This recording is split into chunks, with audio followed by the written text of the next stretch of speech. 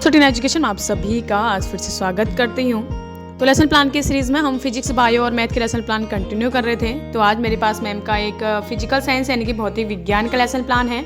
Date आप अपने according डाल सकते हैं और क्लास 6 to 9 जिस भी क्लास में ये टॉपिक हो आप उसके लिए इस लेसन प्लान का पैटर्न जो है वो यूज़ कर सकते हैं। 35 मिनट की इसमें अवधि रहती है और जो आज का हमारा मेन टॉपिक यानी कि जो मेन प्रकरण रहेगा वो रहेगा पृथक्करण की विधियाँ। विद्यालय का नाम जो भी विद्यालय आपको इंटेंसिव के दौरान अलर्ट किया गया है आप उस विद्यालय का यहाँ पे नाम मेंशन कर सकते हैं। उसके बाद लेसन प्लान के हमारे कुछ सामान्य उद्देश्य रहते हैं। इससे पहला रहेगा विद्यार्थियों की विज्ञान विषय में रुचि जागृत करना। दूसरा, विद्यार्थियों को जीवन में विज्ञान के महत्व से परिचित कराना। तीसरा, विद्यार्थियों में तार्किक चिंतन तथा समस्या समाधान योग्यता का विकास करना। विद्यार्थियों में अन्वेषणात्मक क्षमता का विकास करना। विद्यार्थियों में वैज्ञानिक दृष्टिकोण विकसित करना। और आखिरी रहेगा विद्यार्थियों को विज्ञान के नियमों, तथ्यों तथा सिद्धांतों से परिचित कराना। उसके बाद हमारे कुछ पाठ्यवस्तु विश्लेषण रहते हैं जो प्रकरण के विशिष्ट उद्देश्य निर्धारित करने के लिए जो प्रकरण का पाठ्यवस्तु विश्लेषण है वो निम्नवत है। इसमें हमारा पहला रहेगा पृथक्करण की विधियाँ यानी कि हस्तचयन। दूसरा रहेगा थ्रेसिंग और तीसरा रहेगा निष्पावन। उसके बाद हमारे कुछ विशिष्ट उद्देश्य रहते हैं और जो रहेगा पहला कि जो छात्र हैं वो हस्तचयन के बारे में जान सकेंगे। दूसरा रहेगा छात्र थ्रेसिंग से संबंधित तथ्यों की जानकारी प्राप्त कर सकेंगे। तीसरा रहेगा कि जो छात्र हैं वो निष्पावन से संबंधित तथ्यों की व्याख्या कर सकेंगे। और आखिरी रहेगा छात्र पृथक्करण की विधियों के विषय में रुचि ले सकेंगे। जो हमारी सहायक सामग्री रहेगी वो विभिन्न रहेगी जैसे चौक, डस्टर, श्यामपट्ट, पृथक्करण की विधियों से संबंधित चार्ट और मॉडल। शिक्षण विधि प्रविधि में आप व्याख्यान, प्रश्नोत्तर, प्रदर्शन और स्वाध्याय विधि का उपयोग करेंगे। पूर्व ज्ञान पे आप लिख सकते हैं कि जो विद्यार्थी हैं वो पृथक्करण की विधियों के विषय में सामान्य जानकारी रखते हैं वो पृथक्करण की विधियों के उदाहरण से भी परिचित हैं। यहाँ पे जो है हमारा पहला पेज समाप्त होगा। उसके बाद यहाँ से हमारा दूसरा पेज स्टार्ट होगा जिसमें हम प्रस्तावना कौशल के बारे में समझेंगे, जिसमें हमारा पहला शिक्षण बिंदु रहेगा, दूसरा उसके उद्देश्य, तीसरा छात्र अध्यापिका क्रियाएं, चौथा छात्र छात्र क्रियाएं, पांचवा विधि प्रविधि और छठा श्यामपट्ट सारांश। जो हमारा शिक्षण बिंदु रहेगा वो रहेगा कि पूर्व ज्ञान पर आधारित प्रश्न जिसका उद्देश्य रहेगा प्रत्यास्मरण करना। और उसके बाद छात्र अध्यापिका पहला प्रश्न पूछेगी कि हमारे द्वारा भोजन में उपयोग में ले लाई जाने वाली रोटी किसकी बनी होती है। तो जो छात्र देंगे वो उत्तर देंगे कि गेहूं की बनी होती है।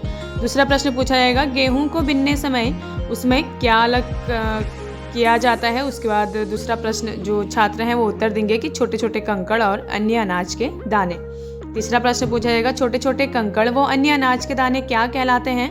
तो जो छात्र हैं वो उत्तर देंगे कि अशुद्धियाँ कहलाते हैं। अशुद्धियों को मिश्रण से अलग करना क्या कहलाता है। तो अशुद्धियों को मिश्रण से अलग करना कहलाता है पृथक्करण। पृथक्करण की विधियाँ कौन कौन सी होती हैं यह विद्यार्थियों के लिए समस्यात्मक प्रश्न रहेगा। विधि प्रविधि में आप प्रश्नोत्तर प्रविधि का उपयोग करेंगे।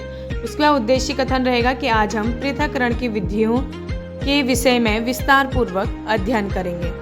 उसके बाद हम बढ़ेंगे अपने पहले शिक्षण बिंदु की तरफ जो हमारा रहेगा, आप देख सकते हैं पृथक्करण की विधियाँ जो हस्तचयन होता है। इसका उद्देश्य रहेगा कि जो विद्यार्थी हैं वो हस्तचयन से अवगत कर सकेंगे। पहला प्रश्न पूछा जाएगा विकासात्मक प्रश्न पूछते हुए छात्र अध्यापिका द्वारा कि हमारे द्वारा कौन कौन से अनाज काम में लाए जाते हैं। तो हमारे द्वारा गेहूं व चावल अनाज काम में लाए जाते हैं। दूसरा प्रश्न पूछा जाएगा गेहूं और चावल में किस प्रकार की अशुद्धियां होती हैं। छात्र उत्तर देंगे कि गेहूं और चावल में कंकड़ व मिट्टी की अशुद्धियां होती हैं।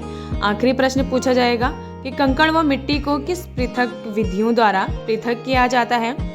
तो यह विद्यार्थियों के लिए समस्यात्मक या फिर अस्पष्ट उत्तर रहेगा।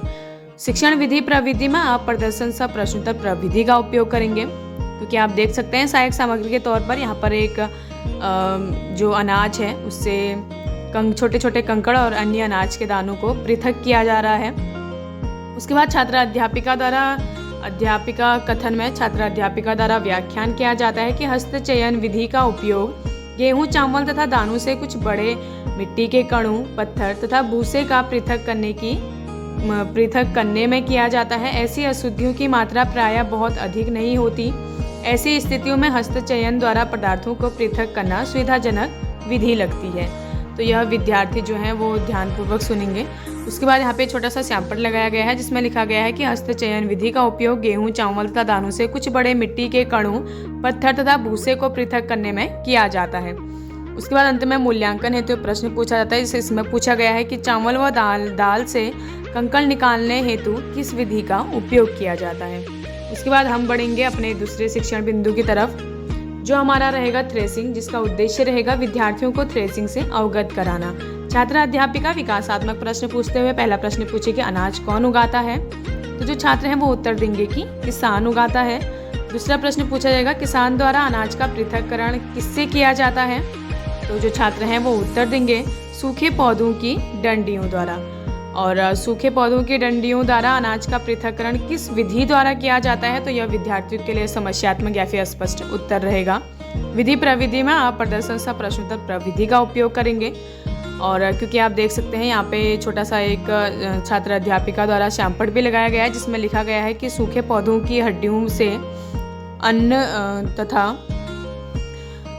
अथवा अनाज को पृथक करने के प्रक्रम को थ्रेसिंग कहते हैं। और यहाँ पे छोटा सा सहायक सामग्री लगाई गई है, जो मैं आपको इसमें दिखा देती हूँ। ये देखिए, आप देख सकते हैं छोटा सा सहायक सामग्री लगाई गई है। और उसके बाद छात्र अध्यापिका कथन में छात्र अध्यापिका व्याख्यान करती है कि सूखे पौधों की डंडियों से अन्न कणों तथा अनाज को पृथक करने के प्रक्रम को थ्रेसिंग कहते हैं। आप यहाँ पे देख सकते हैं पृथक किया जा रहा है अन्न के दानों को। इस प्रक्रम में डंडियों को पीटकर अन्न कणों को पृथक किया जाता है। कभी कभी थ्रेसिंग का कार्य बैलों की सहायता से भी किया जाता है। अत्यधिक मात्रा में अन्न कणों को डंडियों से पृथक करने के लिए थ्रेसिंग मशीनों का उपयोग किया जाता है।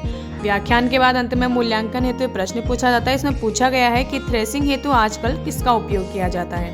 उसके बाद हम बढ़ेंगे अपने आखिरी शिक्षण बिंदु की तरफ, जो हमारा रहेगा निष्पावन, जिसका उद्देश्य रहेगा विद्यार्थियों को निष्पावन से अवगत कराना। विकासात्मक प्रश्न पूछते हुए छात्र अध्यापिका पहला प्रश्न पूछेगी कि हमारे चारों ओर के वायुमंडल में क्या उपस्थित होती है, तो जो छात्र हैं वो उत्तर देंगे कि हमारे चारों ओर के वायुमंडल में वायु उपस्थित होती है। वायु द्वारा किस प्रकार के कण पृथक किए जाते हैं, तो वायु द्वारा हल्के प्रकार के कण पृथक किए जा सकते हैं। उसके बाद तीसरा प्रश्न पूछा जाएगा हल्के कणों का वायु द्वारा पृथक्करण क्या कहलाता है, तो यह एक समस्यात्मक या फिर अस्पष्ट उत्तर रहेगा। और शिक्षण विधि प्रविधि में प्रदर्शन सह प्रश्नोत्तर प्रविधि का उपयोग करेंगे।